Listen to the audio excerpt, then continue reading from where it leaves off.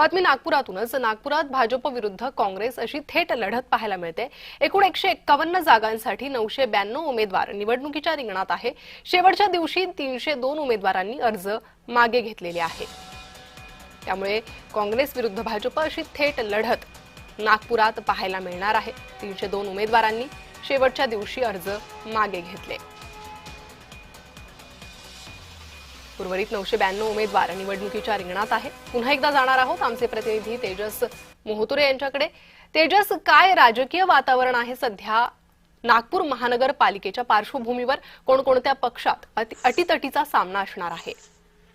नक्की या संपूर्ण निवडणुकीत आपण जर बघितलं असेल तर मोठ्या संख्येनं अपक्षाने आपला बंडाचा झेंडा जो पुकारला होता आणि सर्वाधिक जर बंड जर बघितलं असेल तर भारतीय जनता पार्टीमध्ये पाहायला मिळाला।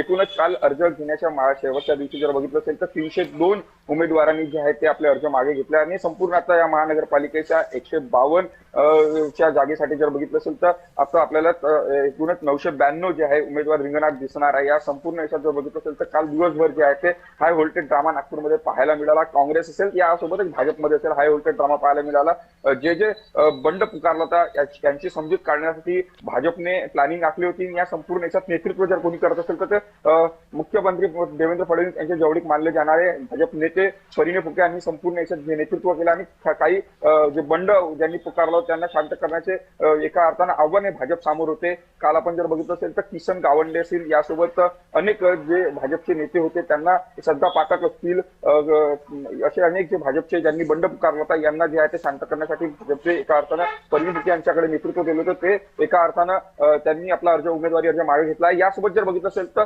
भाजपमध्ये आणखी डोकेदुखी वाढलेली आहे, कारण की अर्चना डेहनकर यांचे पती विनोद डेहनकर सुद्धा हे मैदानात असणार आहे। त्यामुळे मोठी दुखी भाजप सोबत असणार आहे। संजय अग्रवाल जे भाजपचे अनेक वर्ष नगरसेवक राहिलेले नेते आहेत ते उमेदवारी अर्ज मागे घेतला आणि त्यामुळे मोठी दुखी भाजप समोर असणार आहे। काँग्रेसमध्ये जर बघितलं असेल तर पुरुषोत्तम हजारे काँग्रेसचे दिग्गज नेते आहेत, नगरसेवक राहिलेत, यांनी सुद्धा उमेदवारी अर्ज मागे घेतला आणि त्यामुळे आता थेट लढत जी आहे ते काँग्रेस आणि भाजपमध्ये पाहायला मिळणार आहे। या संपूर्ण संदर्भात बघितलं असेल तर जे ज्यांनी बंड पुकारल्यावर आहे त्यांना एका अर्थानं आता पक्ष आजपासून एका अर्थानं त्यांच्यावर कारवाई करणं सुरू करेल किंवा त्यांना पक्षातून निलंबित करण्याची सुद्धा कारवाई करणार आहे। मुख्यमंत्री देवेंद्र फडणवीस यांनी कालपासून ज्या लोकांनी बंड पुकारला यांना स्वतः फोन लावून त्यांना त्यांची समजूत काढण्याचा प्रयत्न केला। संघटन असेल किंवा विविध पेशामध्ये त्यांना एका अर्थाने जबाबदारी देण्याचा सुद्धा देवेंद्र फडणवीस यांनी विश्वास दिला। मात्र यावर जर बघितलं असेल तर विनोद डेहनकर असतील किंवा मग संजय अग्रवाल असतील यांनी उमेदवारी अर्ज मागे घेतला नाही, त्यामुळे कुठेतरी भाजपला हे संपूर्ण डोकेदुखी सामोर येणार आहे।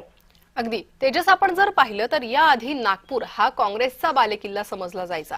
आता भाजपचं वर्चस्व नागपुरावर आहे आणि असे हे दोन्ही पक्ष या मनपा निवडणुकीत आमने सामने ठाकणार आहे। त्या संदर्भातलं एकूण काय चित्र आहे?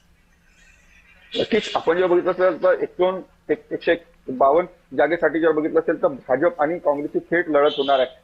भाजप आता 8 जागा ज्या शिवसेनेसाठी सोडलेल्या आहे, म्हणजे भाजपने एका अर्थाने युती केलेली आहे। काँग्रेस हा स्वबळाचा नारा दिलेला आहे, त्यामुळे काँग्रेसने सुद्धा आता या संपूर्ण निवडणुकीत जे आहे भाजपने गेल्या 2017 पासून काय काम केलं आणि काय काम नाही केलं, म्हणजे काय काम नाही केलं या संदर्भात जे आहे ते जनतेपर्यंत जाणार आहे। आणि या संदर्भात जर बघितलं असेल तर त्यांनी आता जनतेपर्यंत जाण्यासाठी प्लॅनिंग सुद्धा आखलेली आहे। त्यामुळे काँग्रेस या संपूर्ण संदर्भात जे प्लॅनिंग केलेली आहे ते प्लॅनिंग आता या लोकांना सांगणार आहे। काँग्रेसच्या आश्वासन जे असेल तर आश्वासन सुद्धा काय देते या संपूर्ण संदर्भात पाहणं महत्त्वाचं असणार आहे। जाहीरनामे असणार आहे, त्या जाहीरनामा काँग्रेस काय जाहीरनाम्यामध्ये आपले आश्वासन देणार आहे हे पाहणं महत्त्वाचं असणार आहे। यासोबत भाजपनी या 10 वर्षात नागपूरमध्ये काय विकास केला याची माहिती सांगण्यासाठी ते मतदार राजा पुढे जाणार आहे। त्यामुळे मतदार राजा एकूणच काय मतदान करतो याकडे सुद्धा महत्त्वाचं असणार आहे। मात्र सध्या तरी भाजपसाठी नागपूर हा पोषक वातावरण आहे। काँग्रेससाठी एकंदरीत बंड असेल किंवा मग त्यांनी तेजस, त्यामुळे नंतर निवडणुकीनंतर निकालानंतर चित्र काय